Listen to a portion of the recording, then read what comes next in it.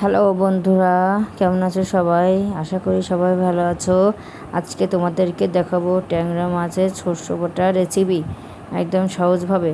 বন্ধুরা, প্রথমে আমি দেখতে পাচ্ছ হলুদ লবণ মাখিয়ে নিয়েছি মাছগুলোকে। তারপরে কড়াই বসিয়ে দিয়েছি, কড়াইতে পরিমাণ মতো তেল দিয়েছি। তেলটা কিন্তু ভালোভাবে গরম করে নিতে হবে, গরম না হলে কিন্তু মাছগুলো লেগে যাবে। এই জন্য আমি ভালোভাবে গরম করে নিয়েছি তেলটা।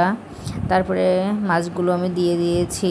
মাছগুলোকে হালকা আমি একটু ঢাকনা দিয়ে রাখছিলাম, এই জন্য যে ট্যাংরা মাছ এমনিতেই ফোটে, আর তারপরে হচ্ছে ডিমওয়ালা মাছ অনেক ফোটে, এই জন্য আমি একটু ঢাকনার পাশে দিয়ে রাখছিলাম। এই যে বন্ধুরা, আমি কী সুন্দর করে দেখো মাছগুলো আমি ভেজে নিয়েছি, ভেজে উঠিয়ে নিয়েছি। আমি এক এক করে বন্ধুরা সব মাছগুলো এভাবে ভেজে উঠায় নিব। বন্ধুরা, সর্ষে বাটার জন্য অবশ্যই কিন্তু একটু বড় মাছ হলে ভালো হয়। তারপরে বন্ধুরা, মাছ ভাজা তেলের ভিতরে কিছু জিরে ফোড়ন দিয়েছি। জিরে ফোড়ন দিয়ে যে আমি হালকা করে জিরেটা নেড়ে নিলাম। তার ভিতরে আমি বেটে রাখা মশলা দিয়ে দিয়েছি।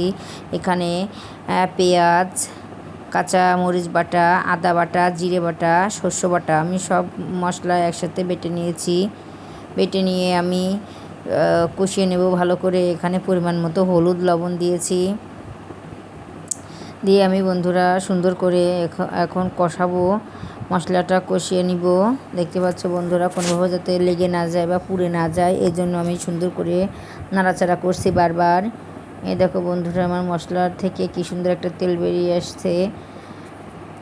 এভাবে আমি নাড়াচাড়া করছি, মশলাটা সুন্দরভাবে কষাতে হবে। এখানে বন্ধুরা আমি স্বাদ মতো কিছু অল্প পরিমাণ একটু চিনি দিয়েছি। এই যে বন্ধুরা, এখানে আমি পরিমাণ মতো জল দিয়েছি। এখানে অবশ্যই কিন্তু গরম জল দিতে হবে, আমি গরম জল দিয়েছি। গরম জল দিলে বন্ধুরা ভালো হয়। এই যে ঝোল ফুটা পর্যন্ত আমি অপেক্ষা করছিলাম। এবার ঝোলটা ফুটে উঠছে, আমি সব মাছগুলো ঢেলে দিয়েছি।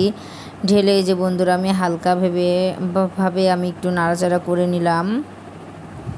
নাড়াচাড়া করে আমি কিছুক্ষণের জন্য ঢাকনা দিয়ে নিব। এখানে একটু ঢাকনা দিলে ভালো হবে, এখানে যাতে মাছগুলোর ভিতরে সব মশলাটা যায় ঢাকনাটা দিলে। এই জন্য আমি ঢাকনাটা দিয়ে নিয়েছি। বন্ধুরা, এই যে আমি হালকাভাবে এখন নাড়াচাড়া করছি।